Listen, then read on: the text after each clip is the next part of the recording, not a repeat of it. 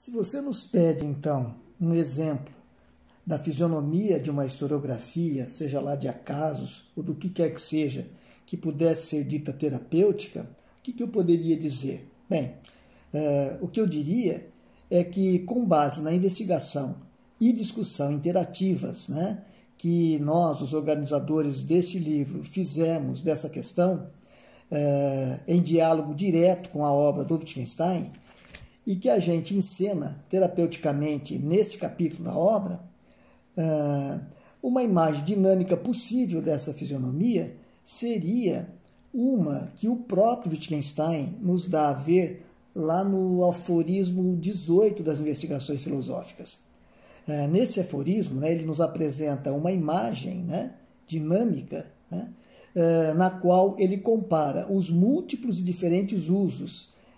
que fazemos de outros seres naturais, tecnológicos ou simbólicos nos nossos jogos de linguagem, aos processos de transformação arquitetônica e urbanística de uma cidade antiga ao longo do tempo. Desde o início, né, a gente tinha assim, uma conjectura, uma hipótese que nos orientava, né, com relação, antes de se dedicar mais a fundo à investigação, né, da possível fisionomia de uma historiografia terapêutica, com o que uma historiografia terapêutica poderia se assemelhar, né?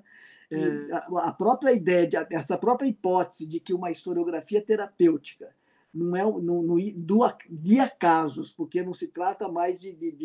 na perspectiva wittgensteiniana, não dá para se falar de qualquer coisa que seja do acaso como, digamos, como uma entidade metafísica, né? Mas a nossa perspectiva desde o início não foi lidar com o acaso numa perspectiva metafísica, mas lidar como um problema, né, que se manifesta, como o Júlio disse aí, né, em diferentes campos de atividade humana, em diferentes formas de vida, para se utilizar, né, um termo wittgensteiniano, né? Então, quer dizer, ver o acaso como um problema, na verdade, então, isso já apontava para a gente desde o início que não seria uma historiografia linear, uma historiografia contínua, uma historiografia evolutiva, né? Nós fomos explorar mais a fundo, mesmo com o que uma historiografia terapêutica poderia se assemelhar, no capítulo 1, né, da nossa obra. Aí nós três, enquanto organizadores, voltamos, né, a fazer uma investigação mais a fundo, né, para tentar não dar uma resposta, é claro, né, mas tentar pelo menos, aí adotando inclusive, né, o modo como o próprio Wittgenstein filosofa, né, o modo terapêutico dele filosofar, a gente utiliza esse mesmo estilo de escrita wittgensteiniano, né, que aparece nas investigações, né, em toda a obra do Wittgenstein, e a gente adota esse mesmo estilo não é uma narrativa, mas um texto descontínuo, né, composto de segmentos, né, provenientes de vários autores, no diálogo dos comentadores como de Wittgenstein, do próprio Wittgenstein. Então, a gente vai tentando refletir, investigar mais a fundo essa questão, né, de um modo terapêutico, levando o próprio problema da fisionomia de uma historiografia terapêutica de acasos para o divã terapêutico wittgensteiniano. Então, esse foi o nosso propósito no primeiro capítulo, né, da obra, né? E onde a gente tem essa visão panorâmica, né? O leitor, provavelmente, ao ler o nosso capítulo introdutório, vai ter uma reflexão, né, assim, mais geral sobre uma perspectiva terapêutica, embora não exista, né, para Wittgenstein, não existe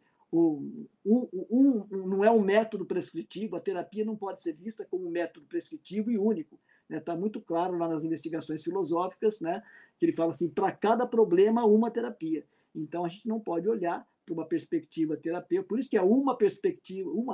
uma historiografia, porque evidentemente que a gente poderia produzir outras historiografias terapêuticas de acaso fossem outros os autores, fossem outros os textos, enfim, né? Então ela não é uma historiografia fechada, né? Ela poderia continuar ilimitadamente também. Então é nesse sentido que o desafio, né, no seu conjunto, né, no seu conjunto panorâmico, como disse o Júlio, pode ser visto como uma produção historiográfica.